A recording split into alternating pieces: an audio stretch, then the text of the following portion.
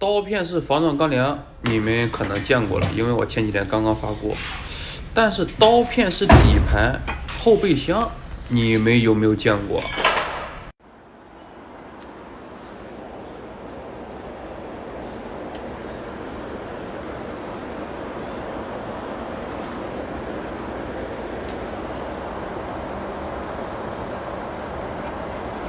这个还是蛮不错的，反正就开几年。车是用来开的，不是用来拆的。有些维修工啊，就是没事儿找事儿，外观做的漂亮就可以了。现在经济那么好，谁不是2、3年就换一辆车的？而且这种车呢，都是卖给强内自己人的，吃一点点小亏，这个钱还是在国内流动的，拉动上下游的就业。不然那么多打工人，怎么可能有一天12小时的工作呢？而且还要3班倒，还有很多人找不到工作。要都是搞得很厚啊，搞得很专业的话，打工人就没有班上了，就没有饭吃。作为遥遥领先的某界，它的做工就非常好，我们一起来看一下。兄弟们，今天咱们又要招惹是非了啊！来瞅瞅这货，咱们不能说啊，比较领先的品牌，后面是没有备胎的啊。然后底盘的防腐，兄弟们可以瞅一下啊，30多个 W 的车，看到没？看到没？我这玩意手都在颤抖啊！动不动就给你整绿之函500万。后面的防撞梁还可以啊，没有吸棱盒。然后后面的元宝梁也是这种半框式的啊。兄弟们，你们自己看值不值啊？23年8月份的车，这元宝梁底下看到没？都有明显的锈迹。然后羊角是铝合金的啊，这里有个支臂，2个大支臂啊。后饰也比较一般。然后油箱是咱们自己家的专利啊，这玩意铁油箱，兄弟们有懂的吗？应该都知道啊。中间是电池组啊，这个护板也是加装的啊，铁的。前面咱们再来瞅瞅啊，前面的下摆臂是铝合金的啊，两角也是铝合金的，这一点用料还是比较不错的。前面的元宝梁也有明显的锈迹啊，反正咱们也整不明白，防腐都给你整到食品上去了。凡是设计它都是有原因的啊，都是为咱们量身定制的，毕竟要给你整成一个快消品嘛。给兄弟们看一下啊，23年8月份都应该把他的账号给封了，把真相都拍出来了，真的不利于国产车的进步啊！现在强国就是要把车呢做的几年就报废，让人、货、钱都快速的流动起来。现在造车技术那么高，销量已经达到了3100多万辆，其中新能源呢就超了1280万辆，这还是去年的数据啊，今年估计又创新高。看这个数据，整天说消灭油车，好像整体的销量也没有超过油车啊。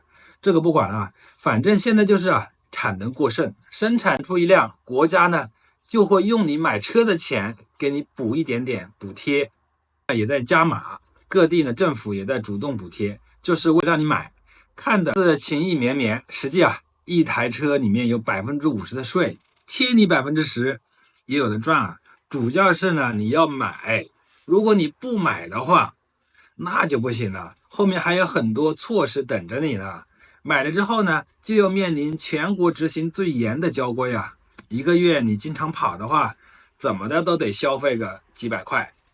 据说这个交规比强烈的刑法执行的还要严格。除了这些，后面还有9981一难等着呢。所以现在很多人买了新能源车都希望自己的车能够自燃，这也是一部分人的愿望。因为这样就可以脱离苦海了。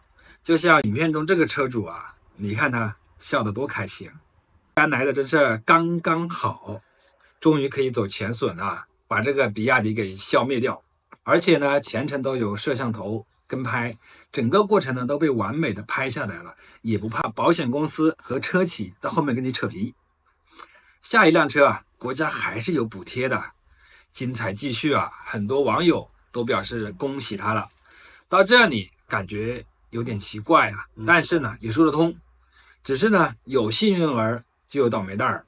3月18日啊，一段新能源汽车起火的视频呢在网上疯传了，我找了很久啊，应该是都屏蔽了，没有屏蔽的一小部分呢，太惨了，这里不能发，只能看到这张图片，事发深圳龙岗，一辆极氪0.9新能源车呢碰到护栏之后发生了起火，事故现场浓烟滚滚，大火吞噬了整个车辆啊，起火速度非常的快，撞上去之后就着火了，车内人员根本就没有时间跑啊，有人员烧伤还在接受治疗，真的是移动焚化炉。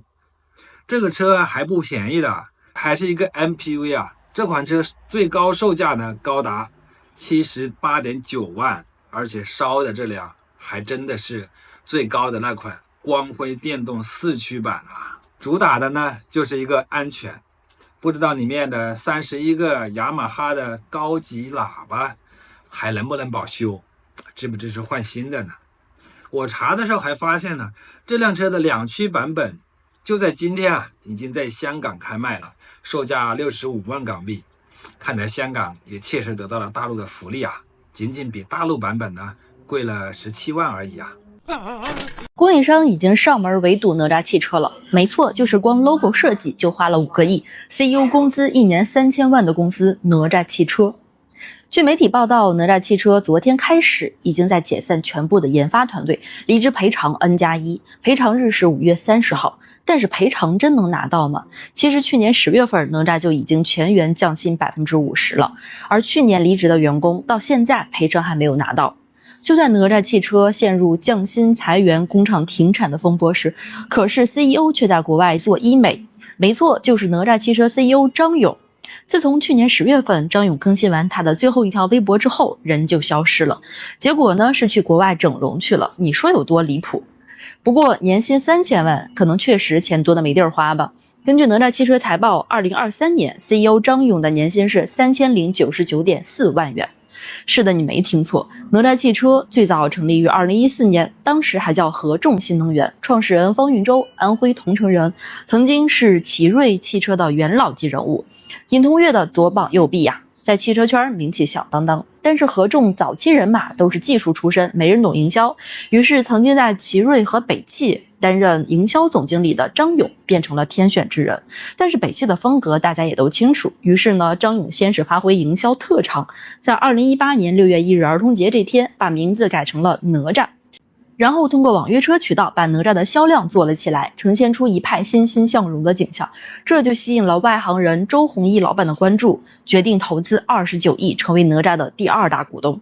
现在周老板的钱是彻底打水漂了，哪吒汽车真是完美演绎了什么叫投资人的钱只有花出去了才能变成自己的钱。难怪周老板去年参观工厂的时候简直要气炸了，那场参观其实就是演给周老板看的。看看这些落了灰的哪吒汽车，外观还是挺好看的啊。只是现在这个哪吒汽车啊，怕是真挺不住了。曾经一度啊，销量在新势力品牌中呢排第1位，而且现存有47万多的车主啊，他们的车呢，真的要变成老头乐了，或者说有可能连老头乐都不如啊。老头乐还可以每天充电，继续穿梭在斑马线上呢，创造自己的奇迹。这哪吒汽车啊，电池坏了，可是没有地方修的，出门一下呢，被撞了一点儿，也没有配件，只能干等着。有车主已经等了大半年了，纯纯的一堆废铁，而且呢还不敢停在地下车库，这万一燃烧爆炸了，更是损失惨重啊，怕是赔不起。前几天呢举办的315呢，也有哪吒汽车的车主去维权啊，但是厂家都要倒闭了，维权也没用，甚至车上的电池厂家也跟着倒闭了，真的太惨了。在国内买电车还是不要只看销量，那句经典的电车只有特斯拉和其他，还说的非常的准啊。网上呢也有很多吹特斯拉的，今天来看看我非常看好的一个博主，看他是怎么吹的。今天就说说特斯拉独孤求败的集成化程度。废话不多说啊，直接入正题，看图。这个是特斯拉赛博皮卡的整个动力系统啊，就是这么个像滑板的简单的东西，把电池、电机、电控还是3个电机啊，还有齿轮箱、电池管理系统、充电系统等等啊，所有这些强电的和机械部分全都集成在里面了。外面你看不到一个模块，也看不到一根导线，这就是系统高度集成化的魅力啊！什么叫工业设计美学？简直就是一件艺术品。肯定有人说啊，赛博皮卡国内又买不到，这跟我们又没有关系。其实特斯拉 Model 3、Model Y 的底盘啊，跟这个设计也没有什么区别，所有的零部件都可以高度集成，所以 Model 3 Y 的储物空间就变得非常大。近几年啊，其他的新能源车也能做出来前备箱了，但实际的容量跟特斯拉是没法比的啊。很多车的前备箱容积是用开口的长宽再乘以高度啊算的，但他们的前备箱都是漏斗型的，开口大，底部很小，实际的容积比公布的前备箱参数要小很多。其他的车啊，真是到处都是套路，我也不用跟你们争辩前备箱容积的计算方法，我就用我媳妇儿给你们做个实验就完事儿了。市面上跟 Model Y 同级的车啊，都不用同级，无论多大的纯电车都行，哪个前备箱能塞进去个大活人 ，Model Y 就能。我媳妇儿啊，身高165，穿个底儿厚点的鞋就能到170，正宗膘肥体壮的东北大美女一枚。看着啊，轻松塞进 Model Y 的前备箱，而且是能盖上前引擎盖的啊。就问你们，还有哪个纯电车的前备箱能行？别跟我提 Model X 啊，那个前备箱连我都能塞进去1个半，特斯拉的不能算啊。其他的纯电车有能行的吗？就那些使出吃奶的劲儿才挤出来的前备箱啊，别说放大人了，连大一点的小孩都放不进去。而且啊，跟 Model Y 同平台的 Model 3可是2016年发布的，距今9年了。2012年发布的 Model S 也有大前备箱，距今可是13年了。我们现在连特斯拉13年前的集成化水平都没达到呢，发现差距有多大没？肯定又会有人说前备箱大有什么用啊？我这个寒假刚自驾游带一家老小全国转了一圈，一家老小一年四季的所有衣物一个前备箱全装完了，一点不影响成员舱的空间。2个老人和2个小孩在车后面可以打扑克。而且啊，很多新能源车也学特斯拉有露营模式，对吧？我就告诉你们，如果没有前备箱或者前备箱很小的话，你的露营模式就是个鸡肋，因为出去露营怎么可能没有装备？车内的空间都变成大床来睡觉了，那你的装备放哪？扔车外面吗？而且啊，特斯拉不仅有个大前备箱，还有个比前备箱更大的后备箱的下沉空间，这些都是比油车多出来的额外储存空间啊，而且都非常巨大。特斯拉无论是哪款车型都是同级别储物空间最大的。很多人看到这也觉得没啥呀，这算啥独孤求败呀？来看看反面教材啊，你就知道了。看看这个还有这些乱七八糟的设备、线缆、管路都隐藏在座椅下面、后备箱下面，还有前机舱下面，增加了重量，增加故障率，增加起火风险不说啊，这些设备和线缆会产生大量的电磁辐射，还不做任何的屏蔽啊，离人还那么近，对人体都是有影响的。而特斯拉的集成化程度很高，设备啊、线路啊本来就非常少，还都有金属屏蔽层。可以说啊，特斯拉是所有新能源车里对人体辐射量是最小的。之前有个全网很真实的博主实测对比过各个新能源车的辐射量啊，不过那之后不久他的号就没了，大家现在也看不到这个测试了啊。所以你们也别叫我去实测呀，去实际对比任何东西，我这个号我还想要呢。我说的所有东西，你要是不信，你就当我是口嗨。我佛慈悲，那还只度有缘人呢。我还没佛那么慈悲，我也没他那么闲。不扯远了啊，所以很多人还说特斯拉的重量轻是因为内饰毛坯，但实际呢，是因为特斯拉的集成化程度很高，把其他车里很多那些乱七八糟的东西，特斯拉都集成到一起了。Model Y 的整车线数只有100米，而其他车的线缆至少都得1公里以上吧？就问你，特斯拉光这些铜线缆就能省多少重量？当然了，很多车里用的还不是铜，它是铝。再加上其他的设备集成化以后省的重量呢，发现差距有多大没？就内饰毛坯一点就能省出来几百公斤的重量吗？脑子呢？都下火锅里吃掉了吗？再说了啊，可别黑特斯拉的内饰毛坯了，你们没得黑，我就明确告诉你们，特斯拉的内饰成本比其他所有的车都高很多。特斯拉一身都是闪闪发光的世界顶级名牌吧？电池松下 LG 宁德，车灯三星海拉，卡钳布雷博，玻璃圣葛班，轴承斯凯夫，马斯体钢安塞勒米塔尔的，对吧？那你们猜特斯拉的内饰是不是世界最顶级的材料呢？无论你买上百万的奔驰迈巴赫，还是几百万的劳斯莱斯库里南，请问新车的内饰有没有味道？绝对有，而且是很大的味儿。那特斯拉的新车内饰有没有味道呢？告诉你们啊，除了 R&B 的味道，其他什么味道都没有。因为完全无味环保的材料才是最昂贵的，劳斯莱斯都舍不得用，环保无公害的东西才是最贵的，无论在哪个领域。当然哈，你财富不到一定层次是理解不了这个事实的。另外啊，特斯拉的座椅还是全阻燃材料，连里边的填充物，就是那个海绵都是阻燃的。不信你拿个打火机你去试一试，特斯拉的座椅只能被烫坏，但本身是不能燃烧的。这种材料的成本非常高啊，所以啊，一些人嘴里所谓的毛坯内饰，在真正的设计师眼里，和那些已经脱离了低俗物质欲望的那些人眼里，特斯拉的内饰才是最高级的。Less is more， 很多人一辈子也理解不了。那些真正聪明的人，看人、看事儿、看物，是绝对不会只看表面的。从这个集成化的程度来看啊，国产车确实跟特斯拉差距很大。说国产车是垃圾呢，也不为过。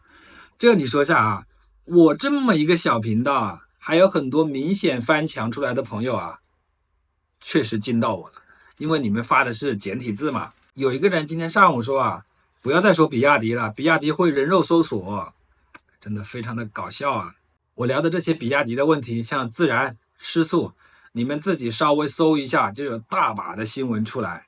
你们评论呢，我还是会给你们点赞的，因为这样的话呢，会有更多的人看，我还可以多赚几毛钱啊。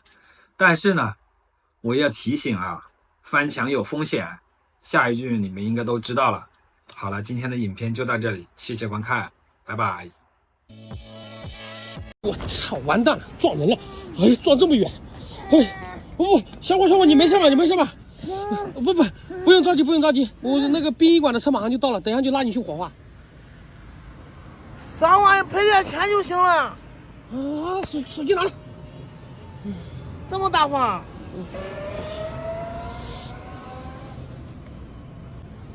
给你了，10万块钱到账了。这么多？嗯，谢谢你啊！不用客气，我刚给你借的网贷。